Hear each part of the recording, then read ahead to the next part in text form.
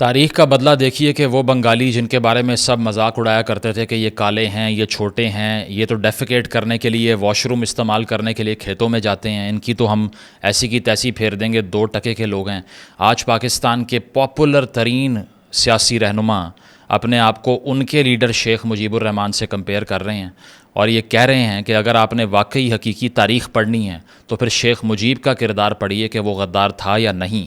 बात कर रहा हूँ इमरान खान साहब की, जिन्होंने रिसेंटली अपना पैरेलल ड्रॉ कर दिया है शेख मुजीब के साथ।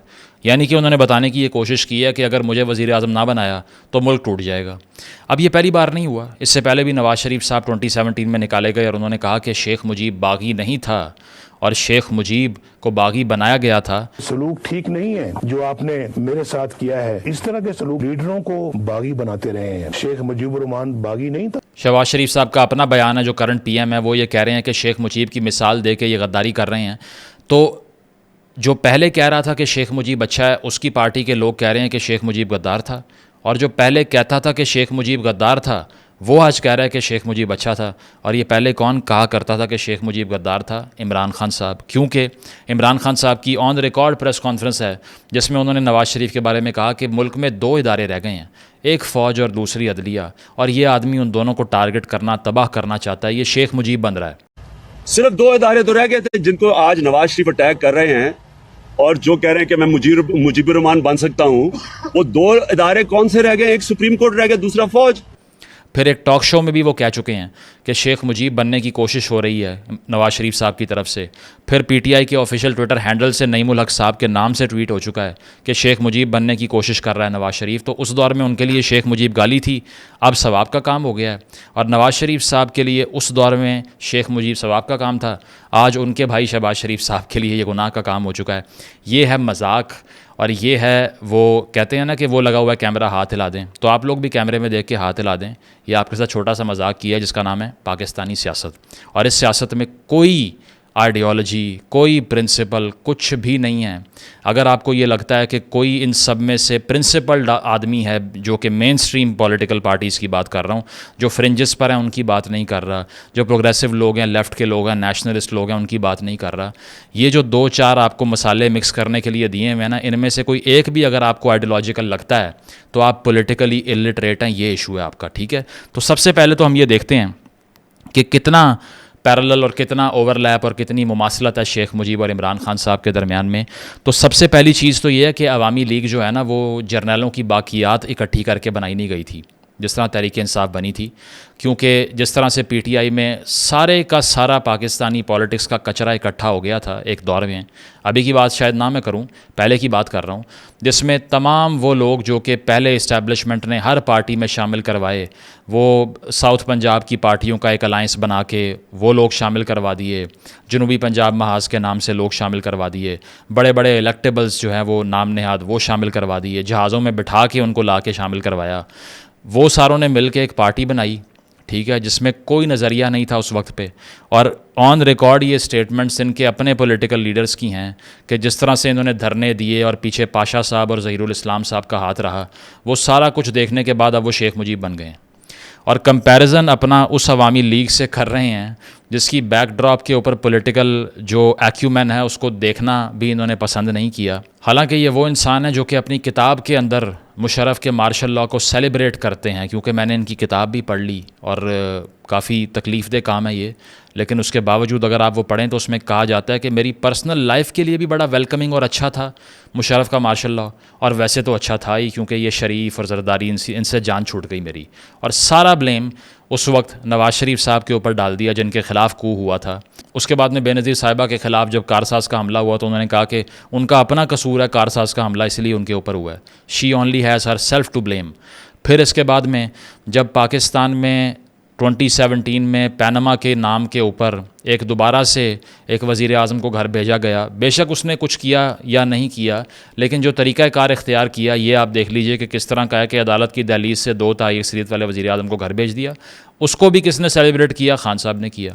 तो जब जब किसी सियासी लीडर को कू करके या सॉफ्ट मार्शल लॉ लगा के फारिग किया गया। एक आदमी ने भंगड़ा डाला जिसका नाम था इमरान खान, और आज वो उस आदमी के साथ अपने आप को कंपेयर कर रहा है जो कि 65 के इलेक्शन में despite of all the state machinery being executed against them Fatima Jinnah के साथ खड़ा हो गया अयूब के ख़िलाफ़, जिसको 58 में 2 साल की जेल हुई।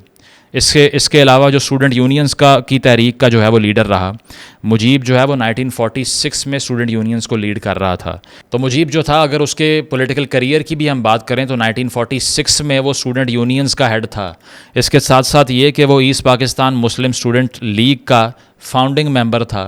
स्टूडेंट यूनियन से ग्रास रूट लेवल के ऊपर से और ऑर्गेनिक पॉलिटिकल एक्टिविटी करने के बाद एक ऐसे सियासी लीडर का राइज़ होता है जो कि हुसैन शहीद सोहरावर्दी की तरह के लोगों ने जिसको डिस्कवर किया, जो कि नेशनलिस्ट था, सेकुलरिस्ट था, लिबरल था और प्रोग्रेसिव आदमी था। उसको एक ऐसा आदमी अपने साथ कंपेयर कर रहा है जो फ्लोर ऑफ द हाउस पे कहता है कि उसामा बिन लादेन शहीद था, जो तालिबान को कहता है कि 5000 मेंबर्स को लाके मैंने सेटल करवाना था, मेरा सारा प्लान तबाह कर दिया, जो सबसे बड़ा सिस्टम में तालिबान का अपोलोजिस्ट है, जो सबसे बड़ा राइट विंग की पैंडरिंग करने वाला आदमी इस तरह से है कि वो जलसों में या धरनों में या हर जगह खड़े होके उसी इस्लामी टच का बेजा इस्तेमाल करता रहा जिसने इस मुल्क को बर्बाद किया, डेलूजनल किया है। और इस मुल्क की जड़ों के अंदर ये आइडियोलॉजी इस तरह बैठी है कि सियासतदानों ने लबादा ओढ़ लिया एक पार्टी का, पायसनेस का, और उसकी बुनियाद पे आवाम को बेवकूफ़ बना के वोट लेते रहे। तो इन्होंने आके वो सारा राइट विंग कंजर्वेटिज़म जो है उसमें चम्मच हिला के उसको मज़ीद स्ट्रॉन्ग कर दिया, मज़ीद मिक्स कर दिया, और वो आके एक ऐसे लीडर के साथ कंपैरिजन कर रहा है अपना जिसने एक नेशनलिस्ट डिमांड और एक नेशनलिस्ट स्ट्रगल की। और दूसरा सबसे बड़ा मजाक ये है कि खान साहब लॉन्च ही इसीलिए हुए थे कि पाकिस्तान में सेंट्रलाइजेशन ऑफ पावर हो। उसकी वजह यह है कि जरदारी साहब के अंडर जब 18वीं तरमीम हुई और पीपल्स पार्टी और नून लीग ने मिसाक जमहूरियत किया तो उसको मुकमुका कहने वाला पहला आदमी इमरान खान था, जो कि नस्ल दर नस्ल इस्टेब्लिशमेंट ने गोद लेके इस मुल्क में परवान चढ़ाया ताकि कहीं ये दो पार्टीज़ इकट्ठी होके डेमोक्रेटिक कंसोलिडेशन ना कर दें। इसीलिए इनको रोकने के लिए हमें तीसरी कुव्वत चाहिए, और इसका एतराफ़ ज़हीरुल इस्लाम साहब जो कि एक्स DGISI हैं ख़ुद जलसे में खड़े होकर कर चुके हैं कि हमने तीसरी कुव्वत को रास्ता दिया क्योंकि वो बेहतर थे।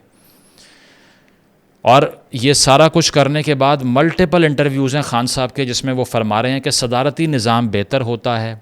इसके अलावा पाकिस्तान में जमहूरियत इसलिए नहीं आ सकती कि यहाँ पे वो अभी ह्यूमन कंटेंट नहीं है, ये वो अवाम नहीं है, अभी ये वो लोग नहीं हैं जो कि अवाम में इतना शऊर हो जितना वेस्ट के अंदर है। इसीलिए यहाँ सदारती निज़ाम होना चाहिए। और अब आकर क्या सफाई दे रहे हैं अपने इस ट्वीट पे? सफाई ये दे रहे हैं कि हमने असल में ये कहा है कि एक आदमी का रूल नहीं होना चाहिए। भैया आपकी सारी पार्टी एक आदमी का रूल है। आप इस बात का जवाब दे दें कि खान साहब अगर नहीं होते तो इनकी एब्सेंस में कौन पार्टी का हेड बनेगा। अभी से पार्टी के अंदर 6 फ़िरके बन गए हैं आपके। एक आदमी बयान देता है, दूसरा डिनाई कर देता है, दूसरा बयान देता है, वो डिनाई कर देता है। मरवत साहब को अलग किया हुआ है, बैरिस्टर गौहर अलग हुआ है, उमर अयूब साहब अलग हुए हैं। अपोजिशन लीडर का नाम क्या है? उमर अयूब, अयूब खान की फैमिली से, जिसने सबसे पहले शेख मुजीब को जेल में डाला। मजाक का आप मुलाहिजा करें रिपीटेडली कि किस लेवल का हो रहा है कि जो भी दीवार से लगता है, चूँकि उसे वज़ीर आज़म बनने में अभी 3-4 साल होते हैं, वो शेख मुजीब बन जाता है, और जैसे ही वज़ीर आज़म बनता है तो शेख मुजीब को गाली देना शुरू कर देता है।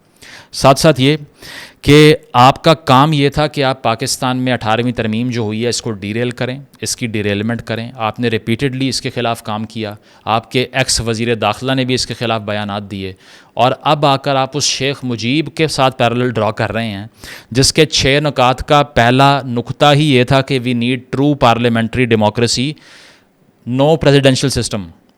शेख मुजीब का इशू ये था कि आपने जो ये 1 यूनिट स्कीम बना के सदारती निज़ाम बनाया है, इसने पाकिस्तान को बर्बाद किया है। इसीलिए हमें पार्लियामेंट्री डेमोक्रेसी चाहिए।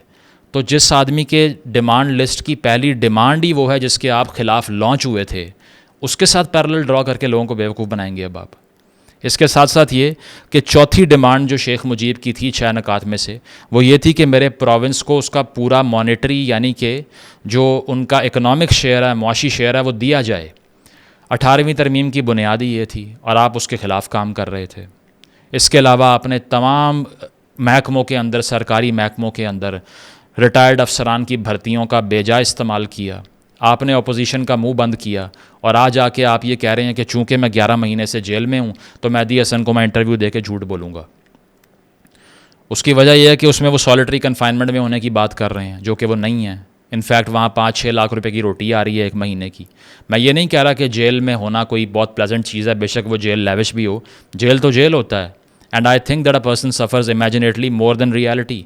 बट इमरान खान के अपने अल्फाज हैं अमेरिका में जाके कि ये कैसा जेल है नवाज़ शरीफ का जिसमें AC भी लगा हुआ है, जिसमें TV भी लगा हुआ है, ये तो कोई जेल नहीं है।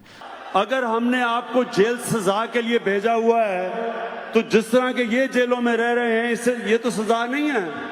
लोग तो खुशी से, आधी पब्लिक तो खुशी से जेल में जाएगी अगर उनको टीवी भी मिल जाए, खाने भी मिल जाए, एयर कंडीशन भी मिल जाए। तो कोटिंग इमरान खान इन इमरान खान ओन केस कि इमरान खान की अपनी डेफिनेशन के मुताबिक ये जेल नहीं है जिसमें इस वक्त वो हैं, क्योंकि वहाँ देसी मुर्गी आ रही है, वहाँ मटन आ रहा है, वहाँ 5 से 6 दिन का मेन्यू घर से खाना आता है, वहाँ ट्रेडमिल है, वहाँ वॉक करने के लिए एक लॉन है, वहाँ पे आपको इतनी बड़ी जगह दी गई है जहाँ पे 50-60 लोग होने चाहिए थे, वहाँ आप अकेले फिर रहे हैं। तो फिर आपकी डेफिनेशन पे पूरा उतरते हुए ये तो जेल वाकई नहीं है। साथ साथ ये कि मुझे याद नहीं आता कि शेख मुजीब साहब ने ये कब कहा था कि मैं असम्बली तोड़ दूंगा अगर मुझे याया खान कहे तो। आपने तो ये कहा हुआ है कि मैंने दोनों असम्बलियाँ अवाम के वोट से, लाखों वोटों से आई हुई इसलिए तोड़ दी कि मुझे एक आर्मी चीफ़ ने हुक्म दिया कि इसको तोड़ दो। तो मेरे लिए एक सरकारी अफसर की हैसियत जो है वो आवाम के वोट से ज़्यादा है। ये शेख मुजीब बनेंगे।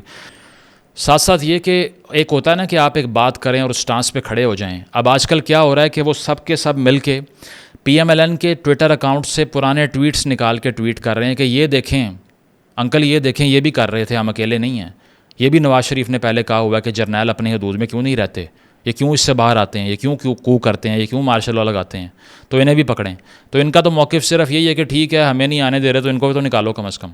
जो खान साहब का वोट ऑफ नो कॉन्फिडेंस की रात को था कि बेशक रूल फॉर लाइफ ले लो, ताहयात एक्सटेंशन ले लो, इनको ना लाना अगर मुझे नहीं ला रहे तो ये वो ज़िद्दी बच्चा नहीं होता जो कहता है कि मैं अगर मुझे नहीं खेलने दे रहे तो फिर मैं इनको भी खेलने नहीं दूंगा। कहाँ कंपैरिजन कर रहे हैं आप एक ऐसी स्ट्रगल का जो कि 48 से शुरू हुई। मैं कंडेम करता हूँ इस चीज़ को अगर उसमें वायलेंस किया गया, मैं कंडेम करता हूँ दोनों तरफ के वायलेंस को जो कि हुआ उस दौर के अंदर। लेकिन आपको ये लगता है कि सिर्फ शेख मुजीब इसीलिए बागी हो गया कि उसको वज़ीर आज़म नहीं बनाया? मतलब उससे पहले एक ज़ुबान का मसला, दूसरा उनका वहाँ पर लोकल मिलिट्री फोर्स ना होने का मसला, 65 की वॉर में आपने बॉर्डर खाली छोड़ दिया, तीसरा रेवेन्यू ना मिलने का मसला, चौथा फॉरेन रिलेशंस कायम ना करने देने का मसला, पांचवा जो है वो गुजरगाहें ना देने का मसला, छठा जो है वो इंडिजिनस रिसोर्स एक्सप्लॉयट होने का मसला। ये सारे आपको लगते ही नहीं कोई इशू था। आपको लगता है कि शेख मुजीब वज़ीर आज़म नहीं बना इसीलिए वहाँ पे मुल्क आधा टूट गया और अब मैं भी आधा मुल्क तोड़ दूँगा। तो बात ये है, इस वीडियो का क्रक्स ये है कि मैंने वैसे तो 3-4 महीने बाद जनाब का नाम लिया है और 3-4 महीने के बाद मैंने इन पे वीडियो कर दी है। उसकी वजह यह है कि इसका एक हिस्टोरिकल कॉन्टेक्स्ट है। Otherwise Pakistani politics is totally futile and pointless.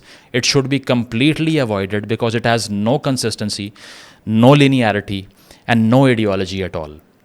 इसके ऊपर टाइम भी इन्वेस्ट नहीं करना चाहिए। ये सिर्फ उन लोगों के लिए था जो कि नए नए एक्साइटेड हुए हैं ना हमूदुर रहमान कमीशन का रिपोर्ट का नाम सुन के। तो उस कमीशन रिपोर्ट में 15 जर्नलों के ख़िलाफ़ कार्रवाई का रेकमेंडेशन दी गई है। और ये जनाब इनकी पार्टी के सारे लोग अभी क्या कह रहे हैं कि हमने सियासी आर्ग्यूमेंट किया है, हमने तो इस्टेब्लिशमेंट को हिट ही नहीं किया। भाई ना हिट करो, या हिट करो या ना करो, एक तरफ आओ। ये किस किस्म की पॉलिसी है कि अब आप मेहदी हसन को इंटरव्यू दे के कह रहे हो कि नहीं अमेरिका इन्वॉल्व नहीं था, असल में सारा कुछ बाजवा ने किया। इस तरह के पॉलिटिकल लीडर्स होते हैं जिनका ज़िंदगी में कोई एक क्लिप ऐसा नहीं है जो दूसरे क्लिप से कॉन्ट्रडिक्ट नहीं करता।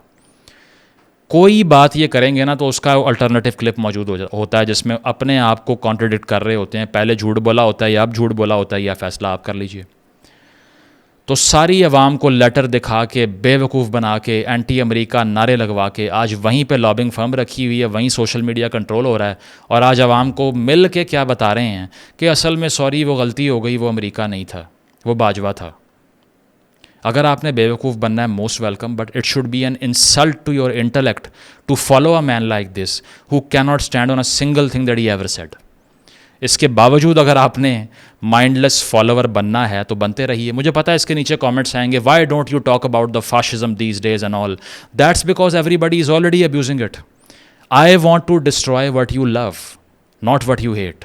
उसकी वजह यह है कि जिस चीज़ की मोहब्बत में गिरफ़्तार होकर आप अपने आप को बर्बाद करना चाह रहे हैं, मैं उसको बर्बाद करना चाह रहा हूँ, ना कि उसको जिसको आप पहले ही सब गाली दे रहे हैं। मुझे क्या ज़रूरत है उसको कुछ ऐड करने की उसमें? There is nothing to add there. तो बात यही है कि आप जिस चीज़ से मोहब्बत करते हैं, जिसकी अंधी मोहब्बत में गिरफ़्तार हैं, वही आपको बर्बाद करेगी। ऐसे लोगों के बयानात में बिल्कुल ट्रस्ट ना कीजिए। कल वापस आएंगे, शेख मुजीब को गाली देंगे और कहेंगे कि जिस तरह पहले कहा करते थे ना, बाजवा साहब से बड़ा कोई डेमोक्रेट है ही नहीं, तो कहेंगे कि हर आर्मी चीफ जो आगे भी आएगा ना फ्यूचर में डेमोक्रेट होगा। इसीलिए अगर इन पर ट्रस्ट करना है, अपना टाइम ज़ाया कर रहे हैं आप। Thank you.